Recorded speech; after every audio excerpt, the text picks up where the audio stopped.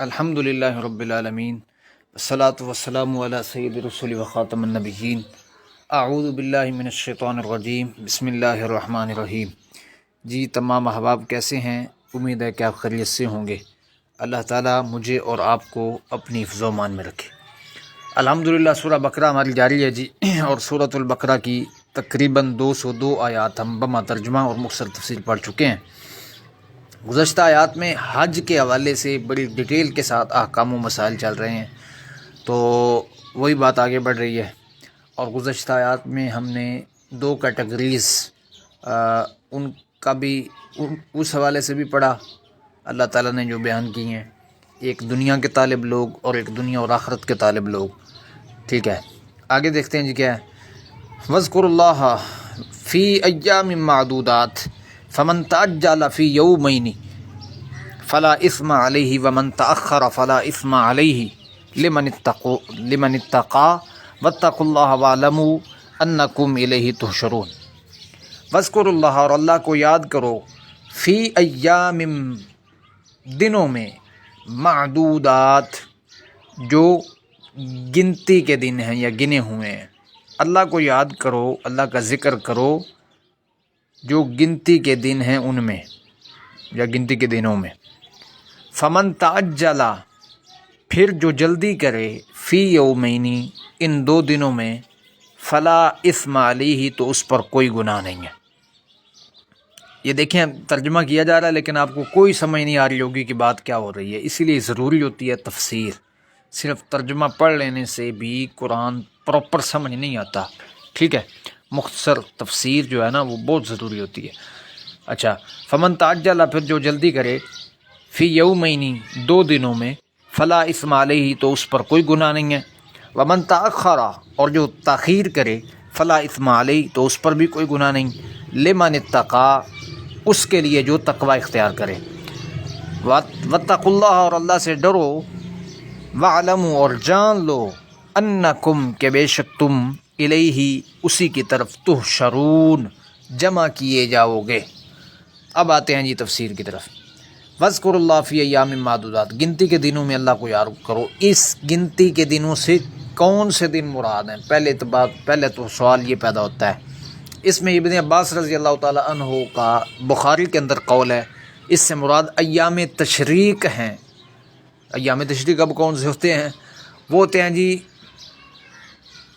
ذو الحجہ کے 11، 12 اور 13، اور بعض اقوال کے مطابق یہ جو ایام گنتی کے دن ہیں، ان سے مراد یوم عرفہ سے یہ دن شروع ہو جاتے ہیں، 9 ذی الحجہ کو، اور پھر قربانی کا دن، اور پھر 11، 12، 13 ایام تشریق۔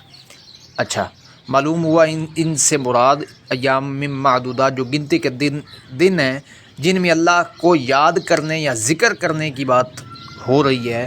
اس سے مراد عرفہ کے دن سورج طلوع ہونے سے لے کر 13 ذی الحجہ کے سورج غروب ہونے تک یہ دن بنتے ہیں۔ اب ان میں ذکر کرنا کیا ہے؟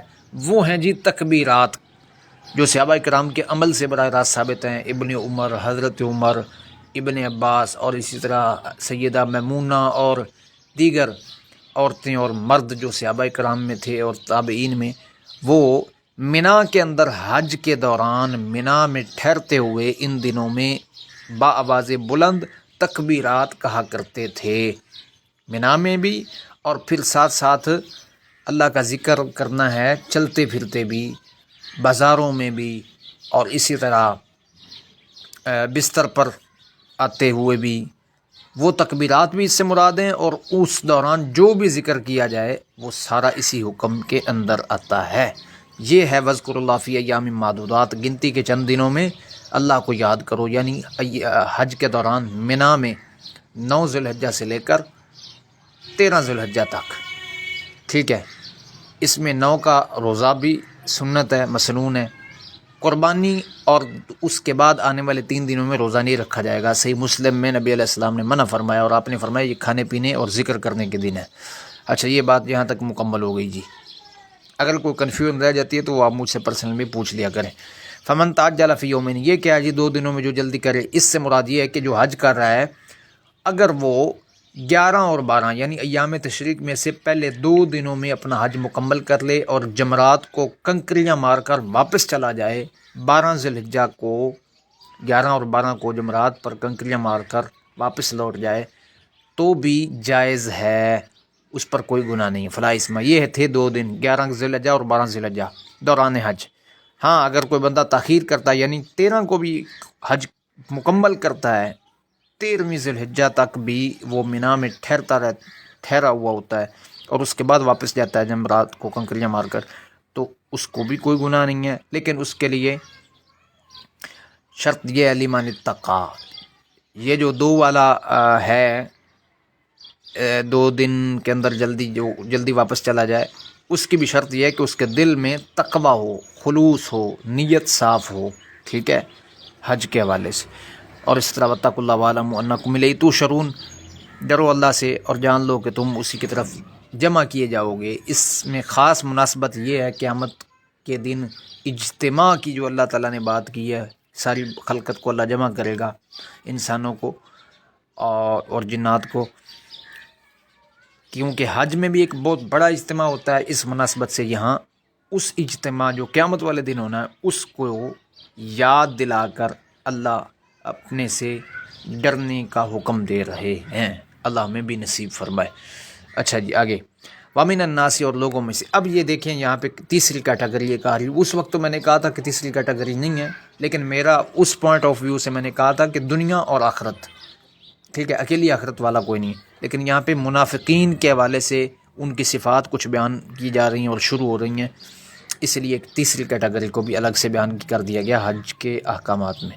وَمِنَ النَّاسِ مَن يُعْجِبُكَ اور لوگوں میں سے ہے جو آپ کو تعجب میں ڈال دیتا ہے، بلکہ آپ کو وہ نہیں، يُعْجِبُكَ قَوْلُهُ، اس کی بات آپ کو تعجب میں ڈال دیتی ہے۔ اس سے معنی بعض نے یہ بھی کیا ہے اچھی لگتی ہے بات، یعنی نبی علیہ السلام کو خطاب ہے براہ راست فی الحیات دنیا، دنیا کی زندگی کے بارے میں۔ اچھا جی، وَيُشْهِدُ اللَّهَ اور وہ گواہ بناتا ہے اللہ کو علی ما فی قلبہ، اس پر جو اس کے دل میں ہے، جو اس کے دل میں ہے نا خلوص اور ایمان، اس پر وہ اللہ کو گواہ بناتا ہے۔ تفسیر میں اس کو ہم دیکھتے ہیں، وَهُوَ أَلَدُّ الْخِصَامِ، حالانکہ وہ سخت جھگڑا کرنے والا ہے۔ اچھا اب یہاں پہ منافقین کی صفات شروع ہو رہی ہیں۔ نبی علیہ السلام کو کہا جا رہا ہے عہد نبوی میں اور بلکہ ہر دور میں، لیکن اس وقت منافقین جو تھے وہ بھی مخلص مسلمانوں کے ساتھ تھے، آپ کو پتہ ہے، گھسے ہوئے تھے اور اندر ہی اندر سازشیں کیا کرتے تھے، ٹھیک ہے۔ تو نبی علیہ السلام کو کہا جا رہا ہے کہ کچھ لوگ ایسے ہیں جو آپ کو خوش کرتے ہیں بظاہر دنیا کی زندگی کے بارے میں، فی الحیات الدنیا، ان کے پاس بڑی معلومات ہوتی ہیں آج بھی، لیکن آخرت کے بارے میں ان کے پاس کوئی معلومات بھی نہیں ہوتی ہیں اور وہ بات کرنے کے لیے تیار بھی نہیں ہوتے۔ یہ ہے قولہ، اس کی جو بات ہے وہ آپ کو خوش کر دیتی ہے دنیا کی زندگی کے بارے میں، آخرت کے بارے میں نہیں۔ آج بھی ایسے لوگ دنیاوی موضوعات پر جتنی مرضی باتیں ان سے سن لے، لیکن قرآن کی ایک آیت کا بھی ترجمہ نہیں ان کو آتا ہوگا۔ آخرت اتنی ماشاءاللہ کمزور ہے، مسلمانوں کی میں بات کر رہا ہوں، دوسرے تو ہیں ہی ہیں۔ اچھا، وَيُشْهِدُ اللَّهُ اور پھر اس کے دل میں جو وہ دعویٰ کرتا ہے کہ میرے دل میں ایمان ہے اور اخلاص ہے، اس پر قسمیں اٹھا کر وہ اللہ کو گواہ بناتا ہے علی ما فی قلبی، ٹھیک ہے۔ دوسری اس کی صفت یہ ہے، ایک یہ کہ وہ دنیا کی زندگی کے بارے میں معلومات رکھتا ہے اور ایسے ہی آخرت میں اس کے بارے میں اس کو کوئی معلومات نہیں ہوتی۔ دوسری صفت اس کی یہ ہے منافقی کہ وہ کیا کرتے ہیں، اللہ کو گواہ بناتے ہیں، قسمیں اٹھا کر اپنا ایمان ثابت کرنے کی کوشش کرتے ہیں، کیونکہ ان کو پتہ ہوتا ہے کہ ہم مسلمانوں کے ہاں کوئی قابل اعتبار نہیں ہے۔ وَهُوَ أَلَدُّ الْخِصَامِ اور وہ جھگڑا کرنے والے ہوتے ہیں۔ ایک حدیث میں نبی صلی اللہ علیہ وسلم نے بھی منافق کی جو نشانیاں بتائیں، اس میں ایک یہ بھی ہے جب جھگڑا کرتا تو بد زبانی کرتا ہے، یعنی سخت جھگڑالو ہوتے ہیں۔ جی آگے، وَإِذَا تَوَلَّى ایک 3 ہوگی صفات، آگے چوتھی وَإِذَا تَوَلَّى اور جب وہ واپس لوٹتا ہے، یعنی قسمیں اٹھا کر ایمان ثابت کرنے کے بعد جب وہ واپس آتا ہے مسلمانوں سے، تو پھر کیا ہوتا ہے، سعیٰ فی الارض وہ کوشش کرتا ہے زمین میں، لیفسد کہ وہ فساد پھیلائے فیہا اس زمین میں، ویہلک الحرث اور کھیتیاں تباہ کرے، والنسل اور نسلوں کو بھی، واللہ لا یحب الفساد اور اللہ تعالیٰ ایسے فساد کو پسند نہیں کرتے۔ اچھا، اس میں ایک اور صفت اس منافق کی بیان کی جا رہی ہے، اور نبی علیہ السلام کو یہ بیسیکلی تنبیہ کی جا رہی ہے کہ آپ ہوشیار رہیں، چوکس رہیں، آپ کے ارد گرد ہر بندہ مخلص نہیں ہے۔ اچھا، جب وہ قسمیں اٹھانے کے بعد، اپنا ایمان ثابت کرنے کے بعد واپس لوٹتے ہیں، زمین میں پھر فساد شروع کر دیتے ہیں، جس کا مال آیا وہ ہتھیا لیا، فصلیں برباد کر دیں، اور اسی طرح نسلیں بھی برباد کر دیں، اور نقصان پہنچایا لوگوں کو دنیاوی اعتبار سے بھی، آخرت کے اعتبار سے بھی، وغیرہ وغیرہ۔ اور اللہ تعالیٰ ایسے فساد کو اور فسادیوں کو پسند نہیں کرتا۔ آگے وَإِذَا قِيلَ لَهُ اتَّقِ اللَّهَ، اور جب اس سے کہا جائے، وَإِذَا قِيلَ لَهُ، جب اس سے کہا جائے اتَّقِ اللَّهَ، اللہ سے ڈر، أَخَذَتْهُ الْعِزَّةُ، تو اسے پکڑ لیتی ہے اس کی عزت، بالاسم، گناہ کے ساتھ، فَحَسْبُهُ جہنم، پس اسے کافی ہے جہنم، وَبِئْسَ الْمِہَادُ، اور وہ بہت برا ٹھکانہ ہے۔ جی،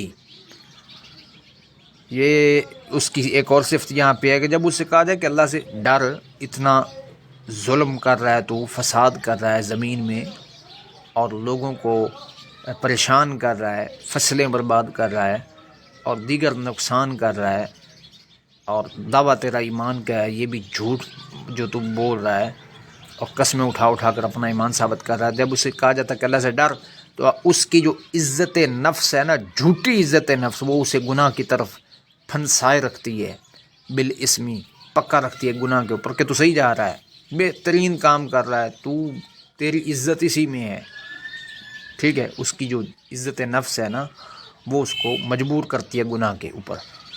تو اللہ کہتے ہیں اس کا انجام یہ ہے کہ اس کے لیے جہنم کافی ہے، اللہ ہمیں محفوظ فرمائے، اور وہ بہت برا ٹھکانہ ہے۔ یہ ہے جی ہمارا آج کا سبق۔ اللہ تعالیٰ ہمیں سمجھنے کی، عمل کی توفیق عطا فرمائے، اور قرآن کو ہمارے لیے آسان بنا دے، اور اللہ تعالیٰ اس قرآن کو اس دنیا میں ہمارے لیے عزت، شفا، صحت، عافیت، کامیابی، کامرانی کا باعث بنائے، اور آخرت میں بھی اللہ تعالیٰ ہمیں ہمارے لیے قرآن کو کامیابی، کامرانی اور شفاعت کا حقدار بنائے۔ وآخر دعوانا الحمد للہ رب العالمین۔